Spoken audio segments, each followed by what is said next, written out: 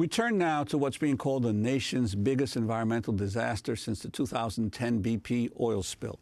A runaway natural gas leak above Los Angeles has emitted more than 150 million pounds of methane since late October. Thousands of residents in the community of Porter Ranch have been evacuated. 2 schools have been closed and more than 2,000 families forced into temporary housing.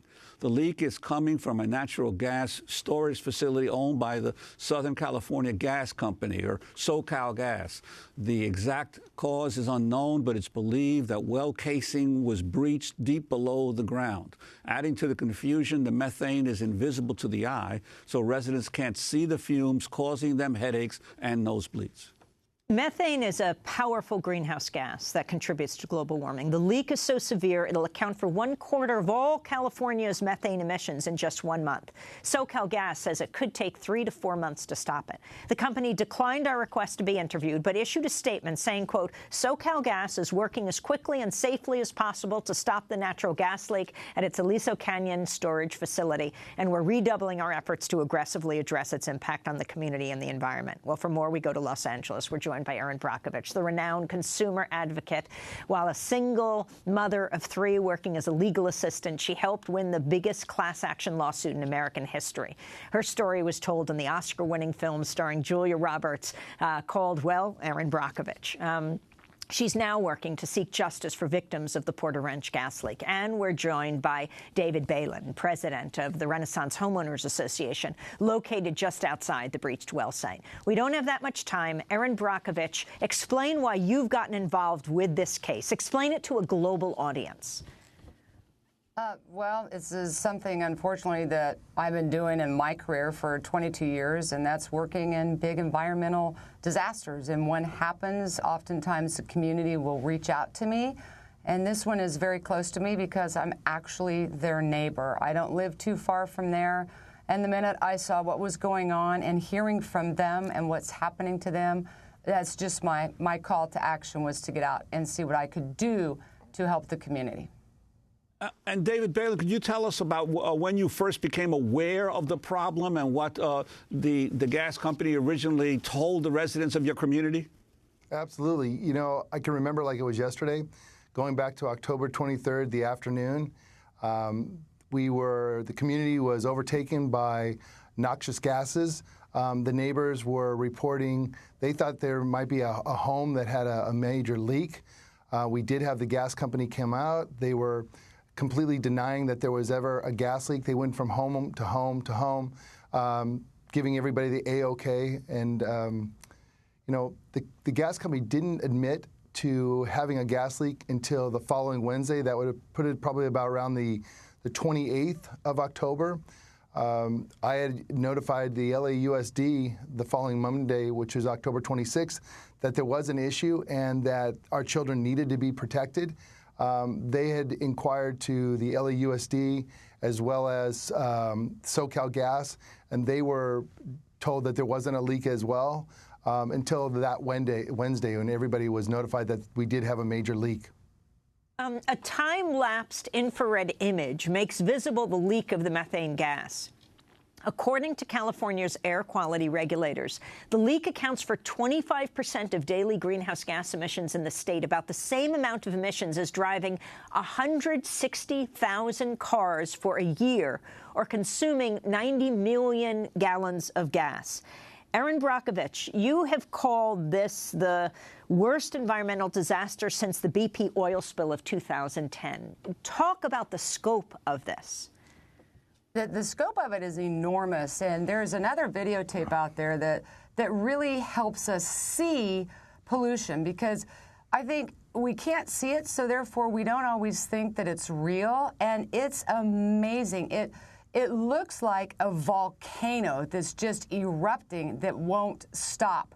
And when you fly over and you have the right lenses and you can, because methane, you know, the gases you can't see, but as they use the right screen, you can actually see that it's like a black plume of smoke through there that just continues to billow out.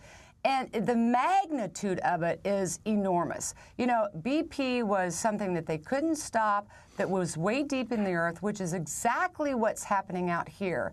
And as we begin to peel back the layers of the onion, if you will, and find out what happened and why we're in this type of situation.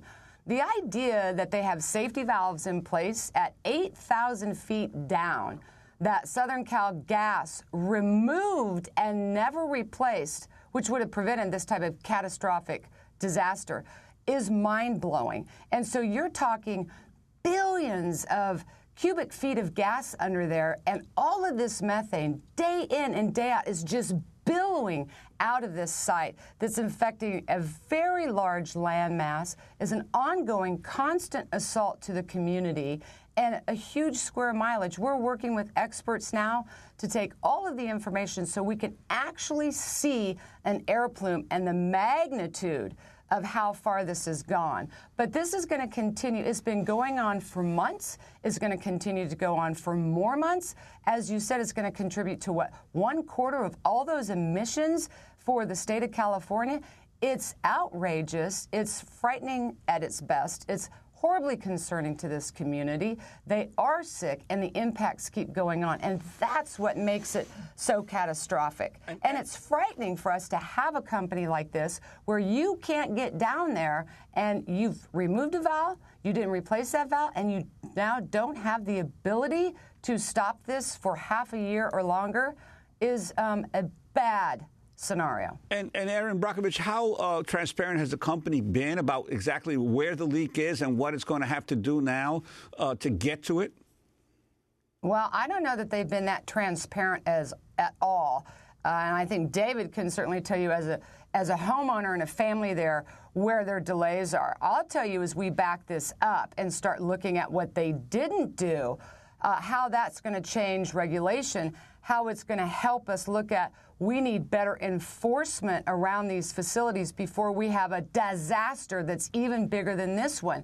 They are not that informative to the community about where their monitoring sites are. When you do look at it, it's certainly not that reasonable because they're really not telling you what they're doing or where they're monitoring. By way of example, that they are continually finding persistently high levels at their different monitoring locations of sulfur, which is very important. I have a sulfur allergy. Many people do. Long term, that can cause health impacts. They're also finding hydrocarbons, but they're not very forthwith about what it is they're finding, but they're finding it in high concentrations. And this community needs to know the truth. And if we don't have it, nobody can protect them. So I do not feel that Southern Cal Gas has been that transparent at all about what they've done in the past and what they're doing today. So, David Balen, how are you living there? We're seeing signs, kids holding up signs, putting on masks. Are you being offered full relocation for the moment? Well, yes, we've been in the process now since early December. We were away for the Thanksgiving holiday. There was no point to start the relocation process because we were out of town. But we've been subjected to just a lack of disrespect as a community. The gas company is taking their time on relocating people. We've had roughly about 2,200 families relocated. We've got over 7,000 people waiting to be relocated. I mean, it's terrible. The lines are getting bigger and bigger by the day, and the gas doesn't stop. Unfortunately, where we live, we have the Santa Ana winds. Sometimes they go to the east, sometimes they go to the west. So some days it's good, some days it's terrible. The community is subjected to the smell of the methane, which that has the mercaptans in it, and it's the mercaptans that are making the community sick. We have numerous accounts of people with nosebleeds, nausea, animals getting vomiting, having lesions on their faces. It's nonstop, and the gas company needs to put a stop to this. They really need to get on the ball and stop this issue. And what's been the role of state officials, of health officials, their pressure on the company? And of Jerry Brown, the governor. Mm-hmm. You know what? I hold them all accountable, from Jerry Brown to Eric Garcetti to my councilman, Mitchell Englander. All of them have taken their time. Now, Mitchell Englander has been outspoken lately, but all of them were MIA the first 5 weeks of this issue. I mean, and this issue is when it comes out at the very end, this is going to be disastrous, at least. It's going to be a long outstanding. It's not even going to affect the community. It's going to affect pretty much the world. This methane is going to be huge to our greenhouse effect. That's a very good question. I want to jump in here, though, about the agencies, and it is their lack of involvement. And again, if this is something that we back up, whether the health department or state agencies, their lack of oversight as to what's been going. This is the second largest natural gas reserve in the United States. Absolutely. And these agencies should have much stricter oversight, and they don't. I mean, Governor Brown was in Paris when we were at the UN Climate Summit. Sure, and so was Eric Garcetti. Yes, and this was a topic of conversation there. And this community really needs a state of emergency. And, you know, people don't want to say evacuation, and I think that that's something that we need to look at, because this is a large area, and maybe these people do need to be evacuated until this situation is brought under control, and you can absolutely assure their safety upon return. So there has been agency failures. It certainly feels that the state and the governor have been slow to respond. We're going to have to leave it there, but of course we'll continue to follow this story. Renowned consumer advocate Erin Brockovich, Porter Ranch resident David Balen, thanks so much for joining us from Los Angeles.